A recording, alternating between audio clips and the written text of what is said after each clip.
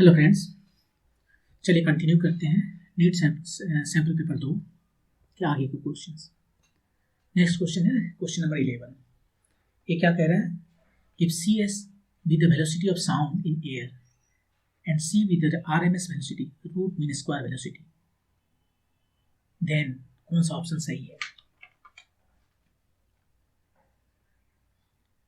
तो सबसे पहले ये जो साउंड है, यहाँ पर ऑप्शन पर हम देखें तो गामा भी है। गामा क्या है? गामा जो है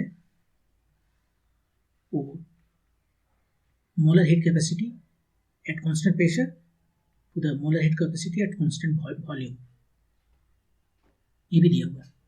तो सबसे पहले ये साउंड का जो स्पीड है एयर में वो कितना होता है? CS से डिनोट कर रहा है यहाँ पर। वो होता है गामा P/ρ।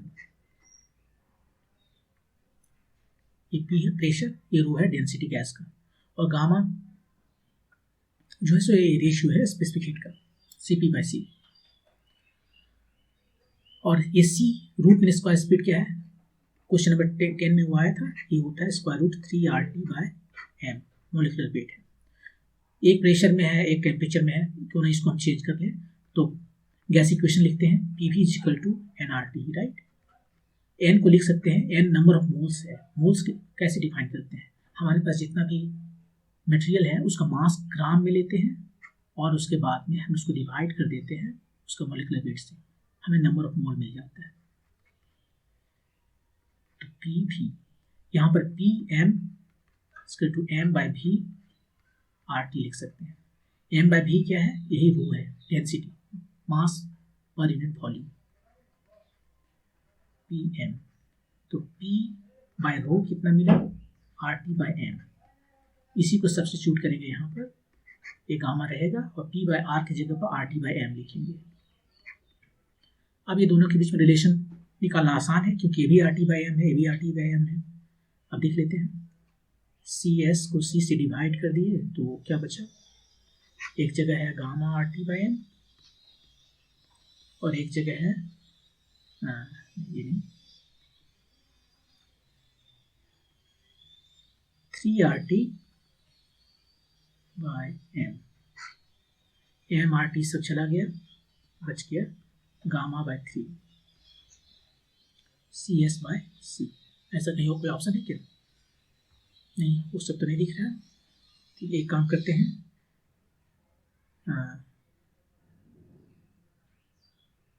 ये तो है गामा/3 टू द पावर हाफ, इसको ही तो लिख सकते हैं, गामा/3 टू द पावर हाफ। तो CS कितना हो गया? C टाइम्स गामा/3 to the power half. CS जो है सो C टाइम्स गामा A। तो इस तरह से ये सॉल्व हो गया। यहाँ पर आप बता दें थोड़ा सा कि गैस का जो इक्वेशन साउंड का हमने लिखा वो एयर में है, ये एयर में है, राइट। यहाँ पर हम लिख देते हैं थोड़ा सा नीचे तक जाके कि ये जो हमारे पास यदि कोई स्ट्रिंग हो तो उसमें साउंड का स्पीड क्या होता है? उसमें होता है T/μ,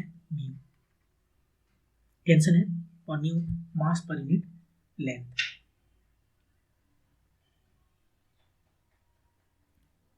यहाँ VS लिखते हैं भी साउंड के लिए। यदि लिक्विड में हो या गैस में हो तो लिक्विड या गैस दोनों के लिए ही चलता है। गैस के लिए नहीं लिखते, गैस के लिए दिखाई दिए। लिक्विड हो तो यहाँ पर V/ρ चलता है, और इसी के इक्विवेलेंट सॉलिड में ये V की जगह पर अंश मॉडुलस हो जाता है। ये V बल्क मॉडुलस है और ये अंग मॉडुलस है।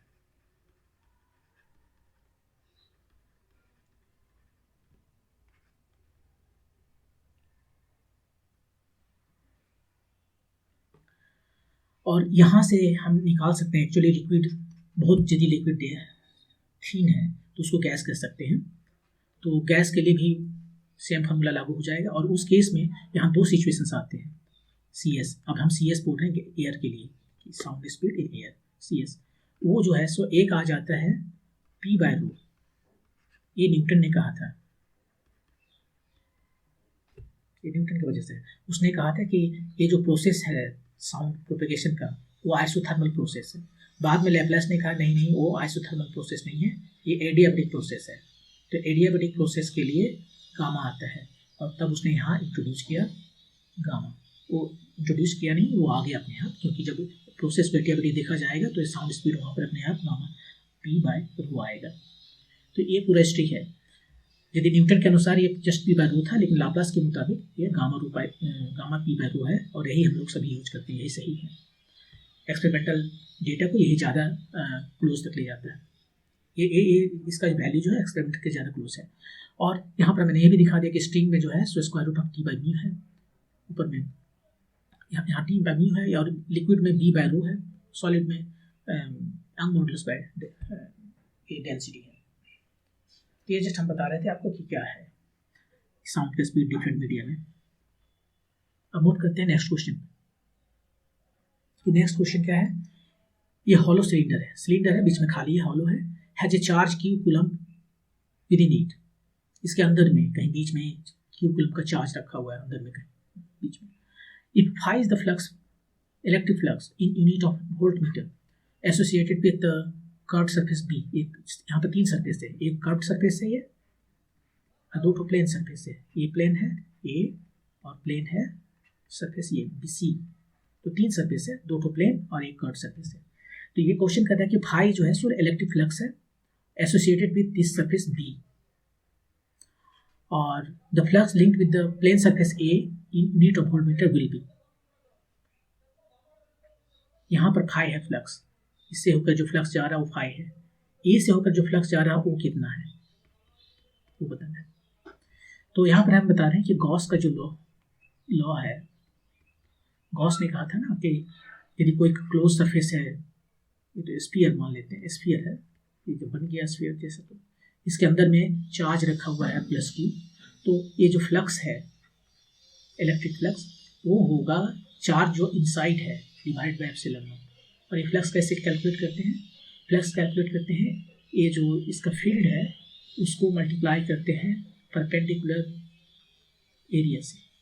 यहाँ पर जो है एरिया ले, ये एरिया हो गया स्मॉल ds, और ये फ्लक्स जो है परपेंडिकुलर डायरेक्शन में यदि E है तो दोनों का प्रोडक्ट, ये E डॉट ds यही कह रहा है कि ये E और एरिया दोनों को परपेंडिकुलर होना चाहिए।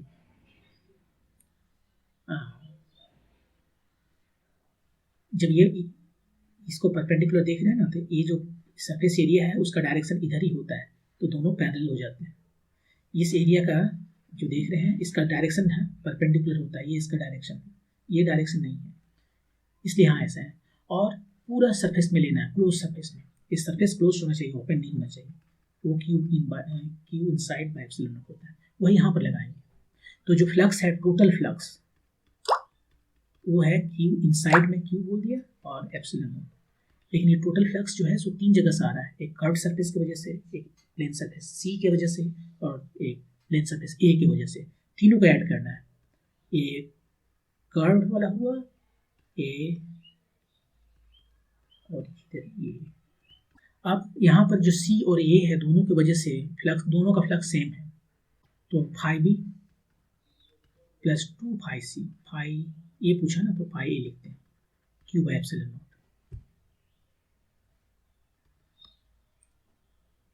ये तभी पॉसिबल है यदि ये एग्जैक्टली बीच में रखा हुआ हो, तब जो है सो फील्ड इस जगह पर और इस जगह पर सेम होगा, और चूंकि इसका एरिया सेम है तो फ्लक्स सेम होगा phi A और phi C। यहाँ हम एज्यूम करते हैं कि ये जो चार्ज है एग्जैक्टली बीच में रखा हुआ है, ये हॉलो सिलेंडर है जो charge Q coulomb with in it, जहाँ तहाँ रखने से काम नहीं होगा, यहाँ एज्यूम कर लेते हैं कि बीच में है। और तब यहाँ पर हमारा phi के वैल्यू निकल आता है Q by epsilon not minus phi B, और phi B को उसने कुछ नाम दिया है, जस्ट phi नाम दिया है, नेक्स्ट स्टेप में लिख देते हैं। ये तो 2 phi A है, तो phi A कितना आ गया, half of this, half of this, ये आंसर हो गया। यदि हम एज्यूम नहीं करें कि बीच में नहीं है तो हम बना ही नहीं सकते इसको। ओके, सो ये था गॉस से रिलेटेड क्वेश्चन। नेक्स्ट क्वेश्चन, अब नेक्स्ट क्वेश्चन है कैपेसिटर से। The equivalent capacitance of the combination shown in the figure is how much. वो कुछ लिखा नहीं किन दो पॉइंट के बीच में, लेकिन ये दोनों पॉइंट दिया हुआ है, तो ये दोनों पॉइंट के बीच में वो पूछ रहा है। अब जरा देखिए इस कैपेसिटर का क्या हाल है। इसको शॉर्ट सर्किट कर दिया गया है ना, एक तरह से शॉर्ट सर्किट नहीं कहेंगे, लेकिन देखिए ये जो यहाँ पर कुछ पोटेंशियल है, जैसे यहाँ पर भी पोटेंशियल है VA, यहाँ पोटेंशियल है VB मान लेते हैं, यहाँ भी पोटेंशियल VB, यहाँ भी VB, यहाँ भी VB पोटेंशियल, यहाँ भी VB पोटेंशियल, क्योंकि वायर है, कुछ चेंज ही नहीं हो रहा है। पोटेंशियल तब चेंज होता है जब कुछ करंट वगैरह फ्लो करे और वहाँ पर रेजिस्टेंस हो, तब चेंज हो। ये ड्राइंग का मतलब है कोई चेंज नहीं हो रहा है जस्ट। तो यहाँ पर भी पोटेंशियल VB है, यहाँ भी पोटेंशियल VB, यहाँ भी VB, ये चार्ज होगा। ये जो कैपेसिटर है इसके अक्रॉस जो पोटेंशियल है वो जीरो पोटेंशियल है, तो कोई चार्ज नहीं होगा इसमें। यदि चार्ज नहीं हो रहा है तो हम क्या करते हैं, उसे उठा के फेंक देते हैं, उसे हटाइए। चार्ज नहीं हो रहा है तो यहाँ क्या कर रहा है, तो यहाँ पर C और ये C अब ये पैरेलल में है, तो पैरेलल में है C और C का क्या हो जाएगा, C प्लस C 2C। ये इक्विवेलेंट है, सीरीज में जैसे होता है उसके इक्विवेलेंट है। R1 R2 ऐड कर देते हैं, वैसे यहाँ पे ऐड कर देंगे, तो यहाँ पर 2C मिल गया। इलेक्ट्रिकल करंट में भी यदि हम व्हीटस्टोन ब्रिज की बातें करें, ये होता है व्हीटस्टोन ब्रिज, यहाँ पर देते हैं, इसको हटा देते हैं।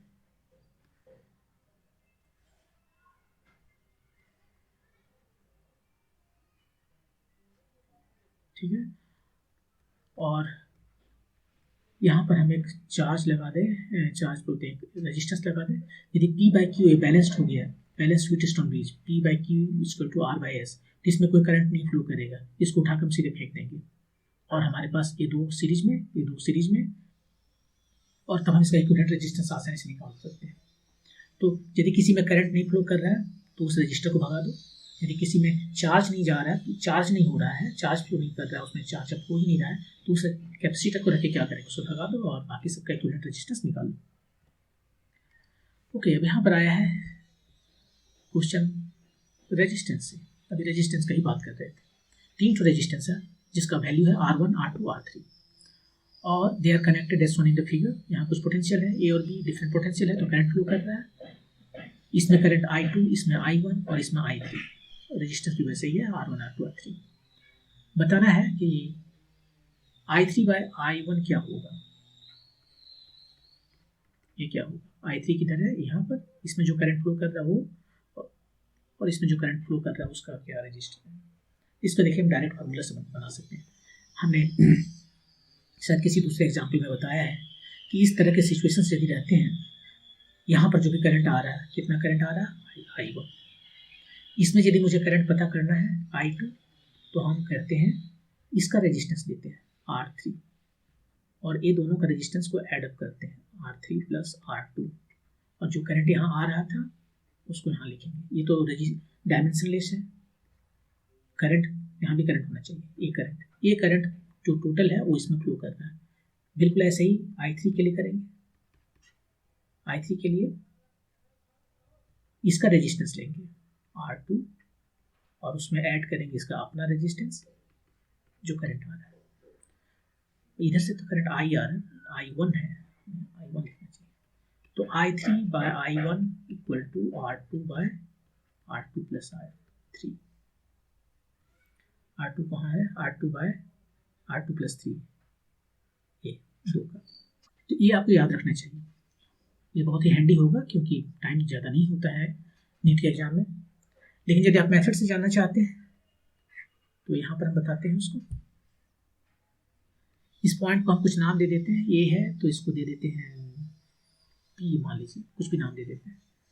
अब V potential between these 2 points, P और B के बीच में कितना होता है, करंट टाइम्स ये करंट I2 टाइम्स रेजिस्टेंस।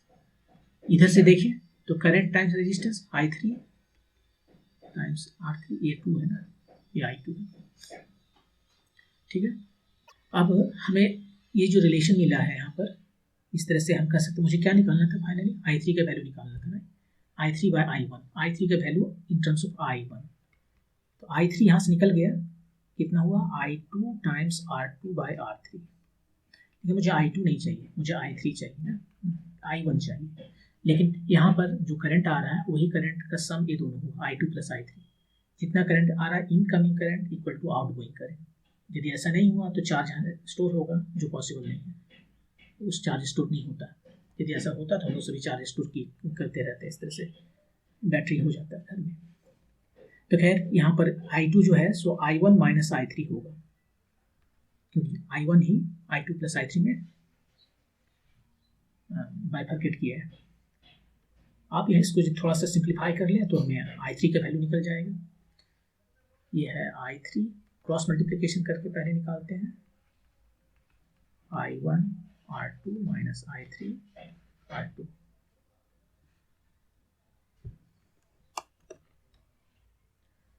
तो I3 कितना हो गया, R3 प्लस R2, 2 ये दोनों को एक तरफ ले आए इधर, और इधर है I1 R2।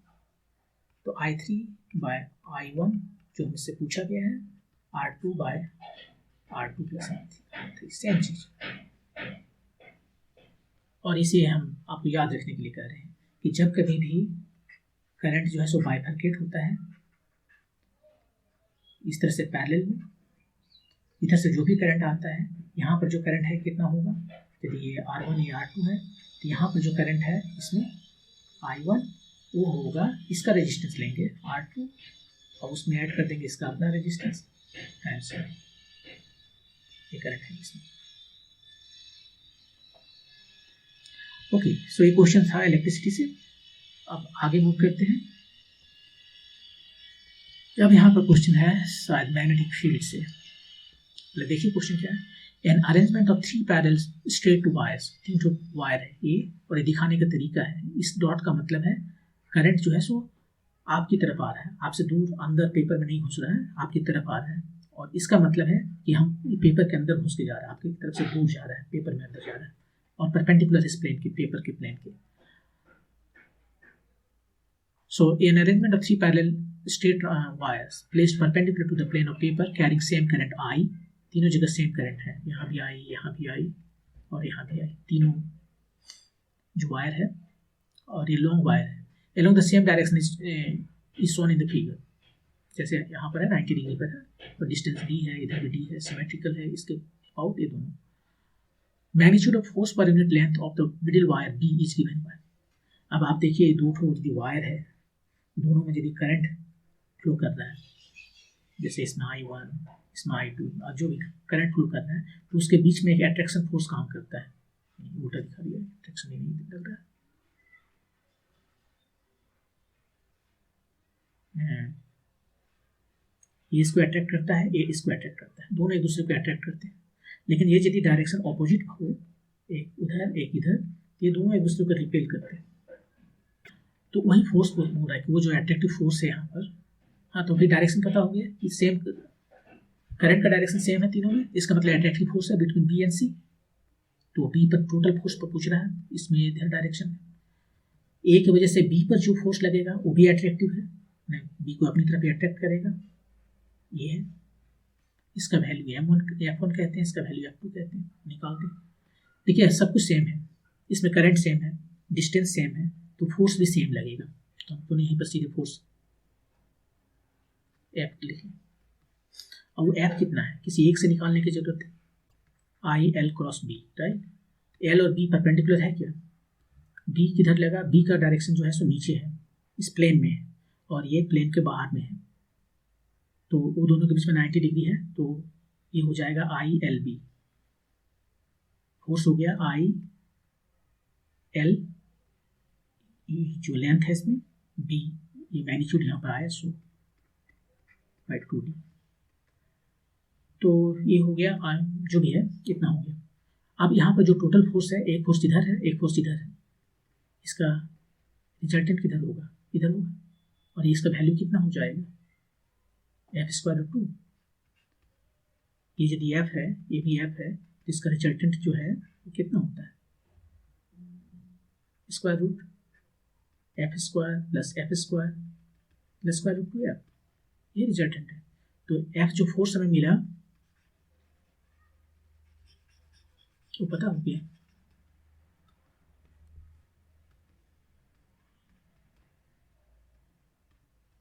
रूट 2 और ई एफ स्क्वायर रूट 2 एफ यहाँ पर है mu 0 I square l by 2d। अब एल को नीचे ले आए, हमसे फोर्स नहीं पूछा, हमसे पूछा फोर्स पर यूनिट लेंथ,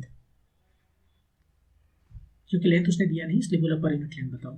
तो एल को हम नीचे ले जाते हैं, ये फोर्स पर यूनिट लेंथ हो गया square root 2 mu 0 I square by 2d, यही हमारा आंसर है। Root 2 mu 0 I square by 2d, ये 2d नहीं है, यहाँ पर कहीं और देखना पड़ेगा। और रूट 2 एरिया जो है सो नीचे आ जाएगा, ये वाला 4 म्यू 0 आई स्क्वायर, ठीक है, स्क्वायर रूट 2 पाई डी, ये 2 पाई डी होता है, 2 पाई डी, यहाँ पर पाई भी रहता है। आप ऐसे भी देख सकते हो, यदि यहाँ पर करंट फ्लो कर रहा है तो इसमें जो है सो एम्पियर्स लॉ लगाते हैं, गॉस लॉ की तरह एम्पियर्स लॉ लगाते हैं। ये B dot d l equal to mu 0 I हो जाता है यहाँ पर, और बी हर जगह सेम है, और डी एल कितना है, ये टोटल लेंथ 2 पाई डी, यदि इसका डिस्टेंस डी है तो म्यू 0 आई होता है। तो इस तरह से बी जो है सो म्यू 0 आई बाय 2 पाई डी होता है, ये भी आपको याद रखने का है। यहाँ पर पाई हम लिखना भूल गए थे इसलिए यहाँ पर पाई होगा, तो स्क्वायर रूट 2 पाई डी यहाँ पर है और म्यू 0 आई, 4 का आंसर होगा।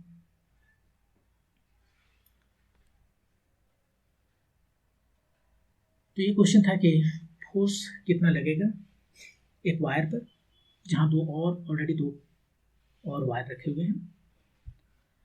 ओके, नेक्स्ट क्वेश्चन जा रहे हैं 16। ये बार मैग्नेट है और magnetic moment m is placed in a magnetic field of induction b, magnetic field का जो मैग्नीट्यूड है। द टॉर्क कितना लगेगा, टॉर्क जो है सो कितना होता है। अब ये तो याद रखने वाली बात है कि टॉर्क कितना होता है। आपको पहले बताया कि टॉर्क जो है फोर्स का जो वजह से होता है वो आर क्रॉस एफ होता है। यदि इलेक्ट्रिक फील्ड में आप हैं तो टॉर्क होता है electric dipole moment times field, उसका इलेक्ट्रिक डाइपोल फील्ड। यदि आप मैग्नेटिक फील्ड में हैं तो मैग्नेटिक डाइपोल मोमेंट और उसका फील्ड।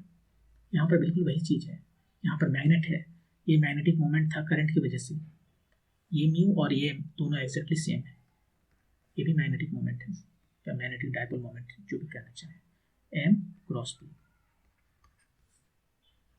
यहाँ क्या है कि एक थीन सेमी सर्कुलर कंडक्टिंग रिंग है P Q R of radius r is falling with its plane vertical in a horizontal magnetic field। यहाँ horizontal magnetic field है, आप यहाँ से सीधे खड़े रहिए और अपना हाथ आगे कीजिए, हाथ के डायरेक्शन में मैग्नेटिक फील्ड है जिसको यहाँ क्रॉस से दिखाया गया है, और ऊपर से एक हाफ सर्किल नीचे गिर रहा है और उसका प्लेन इस फील्ड पर परपेंडिकुलर हो रहा है। सो ये जो प्लेन है इस हाफ सर्किल का वो वर्टिकल है और फील्ड हॉरिजॉन्टल है, मतलब दोनों के बीच का एंगल 90 डिग्री है, ठीक है। As shown in the figure the potential difference developed across the ring when its speed is v, ये दोनों इंड है p और q के बीच में जो पोटेंशियल डिफरेंस क्रिएट होता है, ये इलेक्ट्रोमैग्नेटिक इंडक्शन का क्वेश्चन है। तो वो कितना होगा, तो देखिए यहाँ क्या है कि दो तरीके से हम निकालते हैं ये इंड्यूस्ड इलेक्ट्रोमैग्नेटिक फोर्स। एक है मोशनल इलेक्ट्रोमैग्नेटिक फोर्स, वही यहाँ यूज करने जा रहे हैं। आप किसी फील्ड में हैं और यहाँ पे एक रॉड रख लीजिए, ये रॉड को मूव कीजिए परपेंडिकुलर डायरेक्शन में भी परपेंडिकुलर, और ये दोनों ही रॉड और इसका वेलोसिटी फील्ड पर परपेंडिकुलर है। भी जो है सो फील्ड पर परपेंडिकुलर है और एल भी पर परपेंडिकुलर है। उस केस में जो इलेक्ट्रोमैग्नेटिक फोर्स डेवलप होता है वो होता है भी परपेंडिकुलर डी और एल। यहाँ पर भी बिल्कुल वही बात हो रहा है। वेलोसिटी देखिए नीचे है, फील्ड उधर है, और ये लेंथ यहाँ पर लेंगे हम, ये लेंथ हो गया हमारा 2r। सो 2r मूव कर रहा है, आप बोलेंगे 2r नहीं मूव कर रहा है, ये तो कंप्लीट मूव कर रहा है, तो वो दोनों एक दूसरे को बैलेंस कर लेते हैं। आपको जस्ट इसके इंट के बीच का जो डिस्टेंस है वो देखना है। ये 2r मूव कर रहा है v से, तो इलेक्ट्रोमैग्नेटिक फोर्स कितना जो डेवलप हुआ, लेंथ की जगह पर 2r है, फील्ड b है और वेलोसिटी v है। यही है जो आप डेवलप हुआ है, 2rbb, चाहे जो भी आप लिखना चाहे, 2rbb। डायरेक्शन भी पूछा है, r is at higher potential और लोअर पोटेंशियल बताना है। ये r जो है सो इधर हायर पोटेंशियल है या लोअर पोटेंशियल है। तो उसके लिए क्या करना है कि देखिए आपके पास ये रड है और उस पर एक फोर्स लग रहा है, उस पर जो है बहुत सारे चार्जेस है ना, एक मेटल का रड है, तो उस चार्जेस पर फोर्स लगेंगे। आप सिंपली लॉरेंज फोर्स जो है होता है क्यू भी क्रॉस बी, इससे डायरेक्शन निकाल लीजिए। क्यू मतलब समझिए पॉजिटिव चार्ज, हालांकि पॉजिटिव चार्ज इसमें नहीं होता रड में, लेकिन डायरेक्शन देखने के लिए वही काफ़ी है। पॉजिटिव चार्ज का डायरेक्शन किधर होगा, भी क्रॉस बी। वेलोसिटी की तरफ आप डायरेक्शन कीजिए अपना चारों फिंगर्स का, हमने कर लिया, और उसके बाद में कर्ल, उसको फिंगर को अपने चारों फिंगर को कर्ल कीजिए मैग्नेटिक फील्ड के डायरेक्शन में, जो कि आपसे दूर जाता है। तो देखेंगे कि आपका जो थंब है वो दाहिने तरफ जा रहा है, तो दाहिने तरफ जा रहा है, वहाँ उधर जो दाहिने तरफ है पॉजिटिव है, बड़ा है, तो बड़ा है मतलब हायर पोटेंशियल है, तो आर हायर पोटेंशियल पर है, यही सही है।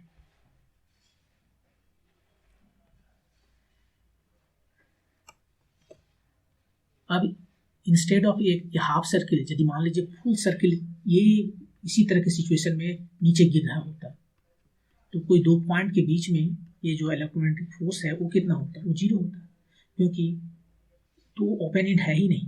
अब इसकी जगह पर मान लीजिए यहाँ पर ऐसा कोई भी शेप में हो और इसके बीच में थोड़ा सा डिस्टेंस है, ये स्मॉल एल, और ये यदि वैसे गिर रहा है, सब सिचुएशन वैसा ही है कि ये जो एरिया है वो परपेंडिकुलर है मैग्नेटिक फील्ड के, और ये इसका वेलोसिटी का डायरेक्शन भी परपेंडिकुलर है, और जस्ट ये लेंथ एल है दोनों के बीच में ओपन एंड में, तो भी ये बी भी एल ही होगा। यदि ट्रायंगल हो इस तरीके से, तो परपेंडिकुलर डायरेक्शन में कौन है, ये गिर रहा है, इसी का डायरेक्शन केवल लेंगे लेंथ बी भी एल से, और डायरेक्शन निकालने के लिए यहाँ से निकाल सकते हैं लॉरेंज फोर्स से। नेक्स्ट क्वेश्चन कैपेसिटर से है। ए 40 है microfarad capacitor is connected to 200 volt 50 hertz AC supply, the RMS value of the current in the circuit is how much. सो ये रहा एक कैपेसिटर और ये कनेक्टेड है AC सप्लाई से, P equal to something, right. अब कितना से ये 40 माइक्रोफैराड है इसका कैपेसिटेंस। पूछा क्या है, करंट पूछा है, RMS करंट कितना होगा, VRMS जो इसमें सप्लाई किया गया है, बाय यहाँ पर करंट कुछ रेजिस्टेंस होना चाहिए। अब इसका रेजिस्टेंस का क्या मतलब है, ये तो कैपेसिटर है, इसका रेजिस्टेंस का क्या मतलब है,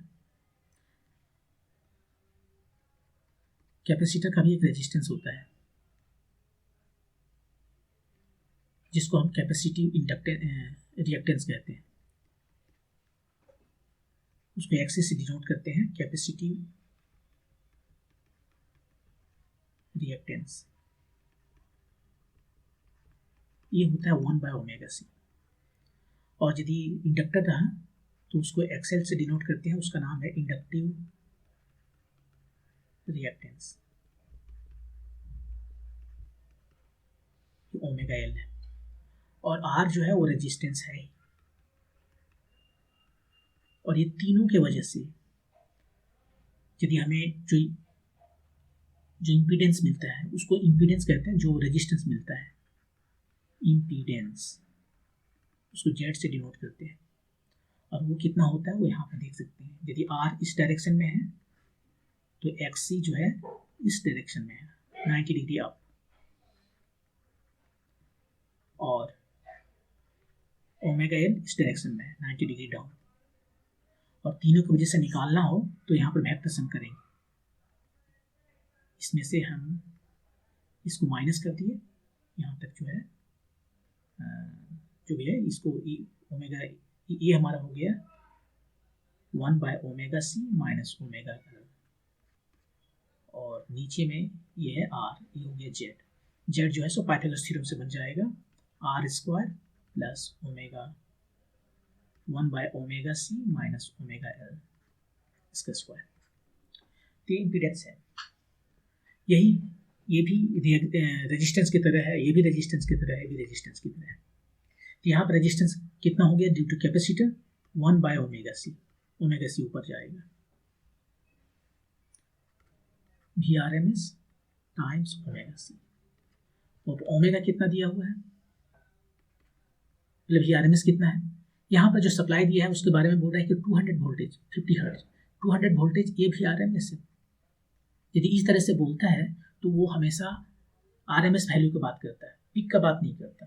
RMS रूट मीन स्क्वायर जो वैल्यू है उसकी बात करता है, तो ये वैल्यू है 200 VRMS, ठीक है। और ओमेगा कितना है 2 पाई टाइम्स न्यू फ्रीक्वेंसी, वो फ्रीक्वेंसी यहाँ पर है 50 हर्ट्ज, और सी तो अभी हम 40 माइक्रोफेराड है, माइक्रो मतलब -6।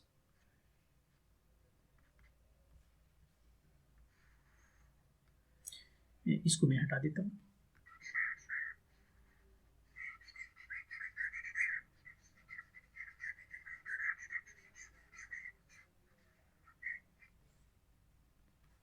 तो अब सबको मल्टीप्लाई करके आप आंसर निकाल लीजिए। देखिए 1 2 3 जीरो यहाँ से 4 जीरो हट गया, तो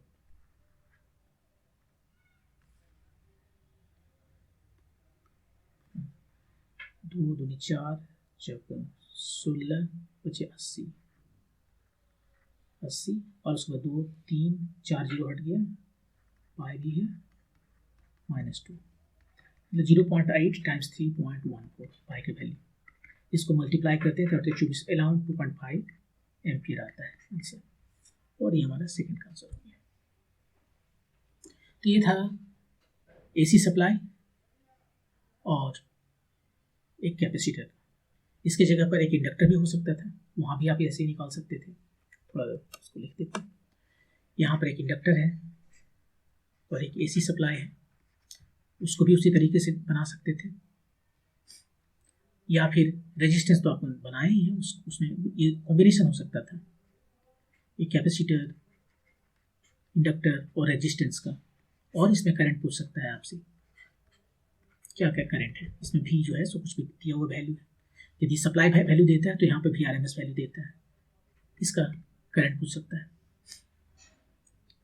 CL R, यहाँ पर इम्पीडेंस आपको दिखेगा R² प्लस, जैसे हम पहले बताएं, ओमेगा 1/ओमेगा c minus omega l square, ये इम्पीडेंस हो गया। और करंट जो है RMS निकालना हो तो भी RMS बाई इम्पीडेंस यहाँ से निकल जाएगी।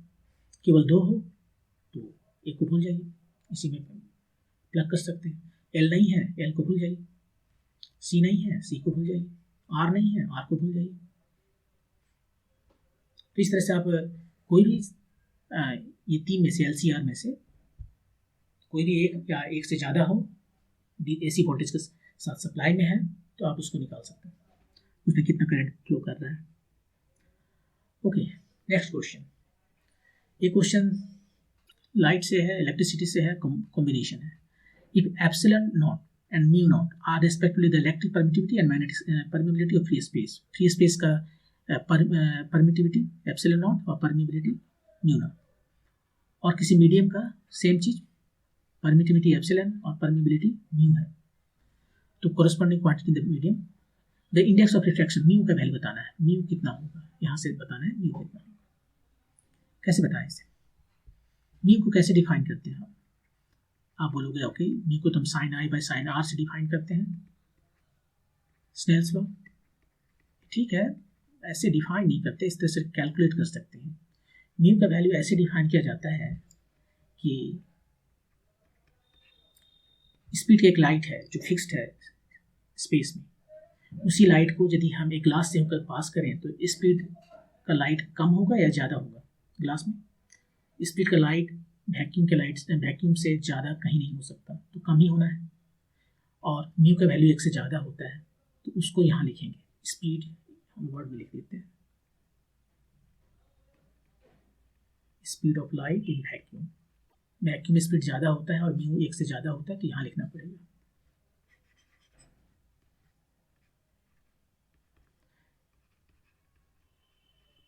Speed of light in A media, ऐसे डिफाइन करते हैं म्यू। अब यहीं से जो है ये इसको डिराइव किया जा सकता है, और या फिर इसको कह सकते हैं एक्सपेरिमेंटल ऑब्जर्वेशन था स्नेल्स का। खैर ये बेहतर डेफिनेशन है म्यू का। अब स्पीड जो लाइट है उसको सी से डिनोट करते हैं और इसको हम भी से डिनोट कर लें। ये सी कितना होता है, आपने इलेक्ट्रिसिटी या इलेक्ट्रोमैग्नेटिक वेव में पढ़ा होगा, सी का वैल्यू 1/√μ0 एप्सिलॉन नॉट होता है। ये तो वैक्यूम में है, और मीडियम में जिसपे म्यू जो है सो चेंज हो जाएगा। ये म्यू वैक्यूम का म्यू है, μ0, एप्सिलॉन नॉट वैक्यूम के लिए है, मीडिया के लिए ये म्यू है, एप्सिलॉन है। इसी को सब्स्टिट्यूट कर देते हैं, सी मतलब 1/√μ0 एप्सिलॉन नॉट, और ये हो गया 1/μ एप्सिलॉन नॉट। तो mu epsilon by μ0 epsilon naught देख लीजिए कौन है, ये 2 का आपका आंसर हो गया। हो सकता है आपने ये पढ़ा हो कि म्यू को हम ऐसे भी डिफाइन करते हैं, म्यू को इस तरह से आप डिफाइन करते हैं, म्यू आर एप्सिलॉन आर। इसको डाइलेक्ट्रिक कांस्टेंट कहते हैं, कुछ भी नाम कैसे दें या जो भी कहना, डाइलेक्ट्रिक कांस्टेंट इसको कहते हैं। हो सकता है आपने यहाँ से पढ़ा हो, तो यही सेम है, सेम चीज़ है। यहीं से देख लीजिए, यही जो है म्यू, यदि हम आप डिफाइन करने चले म्यू आर क्या है, रिलेटिव परमिबिलिटी,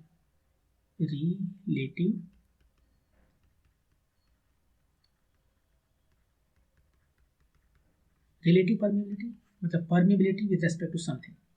किसके समथिंग, μ0 की, स्पेस में क्या परमिबिलिटी है, उस मीडियम में क्या परमिबिलिटी है, ये दोनों का रेशियो। स्पेस परमिबिलिटी और मीडियम का परमिबिलिटी,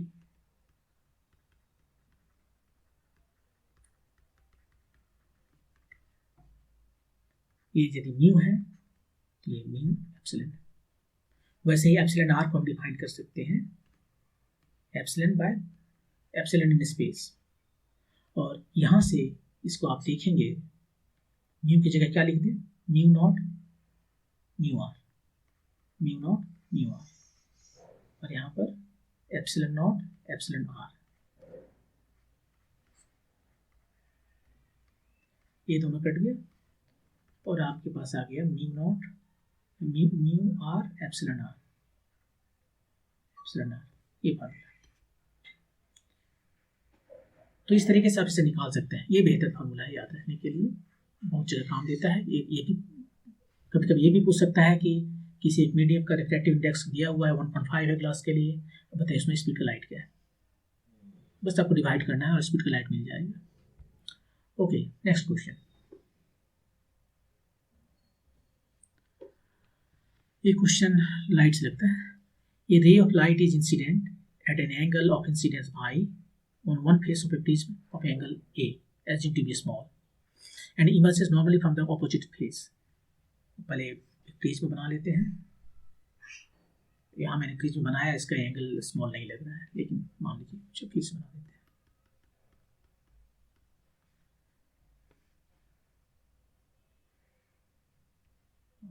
कोशिश की मैंने एक छोटा एंगल बनाने का, ठीक है। इस पर एक लाइट इमर्ज किया और on face of A prism of angle A and emerges normally from the opposite and, थोड़ा सा बेंड हुआ और सीधे निकल गया। सीधे निकल गया क्यों? क्योंकि ये नॉर्मल है, 90 डिग्री है। वही क्वेश्चन में कह रहे हैं कि नॉर्मली निकल गया, तो एंगल ऑफ यहाँ पर रिफ्लेक्शन कितना है, यहाँ पर एंगल ऑफ इमर्जेंस कितना है, पूछ क्या रहा है पहले वो देख लेते। If the refractive index of the prism is mu, the angle of incidence I is nearly equal to, I को लिखना है टर्म्स ऑफ ए। आई का क्या है, पहले यहाँ नॉर्मल ड्रॉ करते हैं। एंगल ऑफ इंसिडेंस क्या होता है, इंसिडेंट रे और ए नॉर्मल के बीच का एंगल, सो आई ए है। यहाँ पर देखिए ये 90 डिग्री है तो ये भी 90 डिग्री होगा, और ये ए है तो ए एंगल 90 माइनस ए होगा, क्योंकि तीनों को ऐड करने पर 180 होना है। ये 90, ये ए है तो ये 90 माइनस ए, ठीक है। ये एंगल कितना होगा, अब ये तो नॉर्मल है इस पर ना, लगता नहीं है, हमारा ड्राइंग थोड़ा खराब है, लगता नहीं है, लेकिन ये मैंने नॉर्मल ड्रॉ किया है, तो ये दोनों एंगल को ऐड करेंगे तो 90 डिग्री आएगा। इसका मतलब ये एंगल ए है, तभी ए प्लस 90 माइनस ए 90 डिग्री होगा। तो यहाँ पर एंगल ऑफ इंसिडेंस में पता है, एंगल ऑफ रिफ्लेक्शन पता है, स्नेल्स लॉ लगा देंगे। Mu equal to Snell's law ऐसे लिखते हैं, बेहतर हम आपको बता दें। इस मीडियम में रिफ्रैक्टिव इंडेक्स 1 है, एयर है, टाइम्स साइन आई। नेक्स्ट मीडियम यहाँ पर रिफ्रैक्टिव इंडेक्स म्यू है टाइम्स साइन ए, ठीक है। अब यहाँ पर ए जो है सो छोटा है, उसने क्वेश्चन में कहा कि ए स्मॉल है, एज्यूम टू बी स्मॉल। तो छोटा एंगल के लिए साइन थीटा क्या होता है, यदि थीटा छोटा है तो साइन थीटा को सीधे थीटा लिखते हैं। ये फिजिसिस्ट वे है। इंजीनियर को बोलो साइन थीटा छोटा है तो साइन थीटा बोलेगा 0 है। मैथमेटिशियन को बोलो थीटा छोटा है तो बोलेगा theta minus theta cube by 3 factorial plus theta 5 by 5 factorial and so on infinite series. ये है मैथमेटिशियन, ये है इंजीनियर, और ये है फिजिसिस्ट।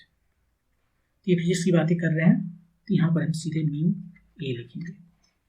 साइन आई, ये छोटा है, म्यू सम फाइनाइट है, 1 के बराबर है, ये बहुत ज़्यादा नहीं, 100,000 नहीं होता, तो आई को भी छोटा होना ही पड़ेगा, राइट, क्योंकि साइन आई का वैल्यू, साइन आई बहुत छोटा हो गया, मतलब आई छोटा होना है। ये हमारा I is to mu A. Question option number 1।